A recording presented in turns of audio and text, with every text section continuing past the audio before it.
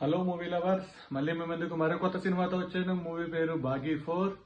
ఇది Amazon prime లో ఉంది, తెలుగులో లేదు, ఓన్లీ హిందీలో ఉంది.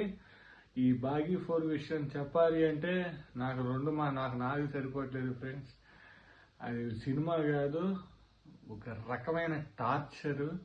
అది ఎట్లా చెప్పాలో కూడా నాకు అర్థం కావట్లేదు. అదే రకమైన టార్చర్ కూడా చెప్పాలో కూడా నాకు అర్థం కావట్లేదు. అంత రాడ్డు కొట్టుడు సినిమా.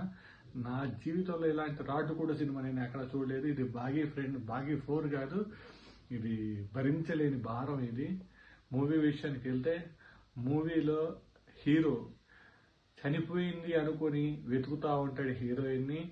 అండ్ ఆ హీరోయిన్ ఎట్లా ఉంది, ఎక్కడుంది, బతికుందా, చచ్చిపోయిందా, దీని గురించి మొత్తం వెతుకుతానే ఉంటాడు.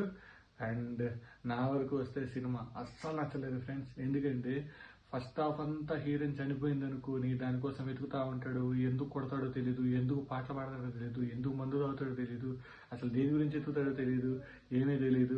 అండ్ సెకండ్ హాఫ్ లో హీరోయిన్ ఎవరి దగ్గర ఉంది, సల్మాన్ ఖాన్ వచ్చి తనలాగే ఉన్న ఒక హీరోయిన్ చనిపోతా ఉంటది. అక్కడ ఎందుకు తీసుకొచ్చాడు, ఎందుకు కిడ్నాప్ చేసాడు, ఇదంతా చెప్తే మైండ్ బ్లాక్ అయిపోయింది. లాస్ట్ లో ఏం చూపిస్తాడో తెలియదు. 3 ఫేజ్ సప్లై మనిషికి పెడితే మనిషి బతుకుతాడా? అసలు ఇది దారుణమైన టార్చర్ ఫ్రెండ్స్. నేను ఇప్పటి వరకు ఏ సినిమాని చూడొద్దని మీకు ఎవరు చెప్పలేదు. దయచేసి ఈ సినిమాని చూడబాకండి. అసలు దీనంత దరిద్రం ఇంకోటి ఉండదు నాకు తెలిసినంత వరకు. ఎవడు నన్ను తిట్టుకున్నా పర్వాలేదు, దీనంత దరిద్రం అయితే ఇంకోటి ఉండదు సినిమా. అసలు దాని జోలికి కూడా పోబాకండి. Thanks for watching. Signing of.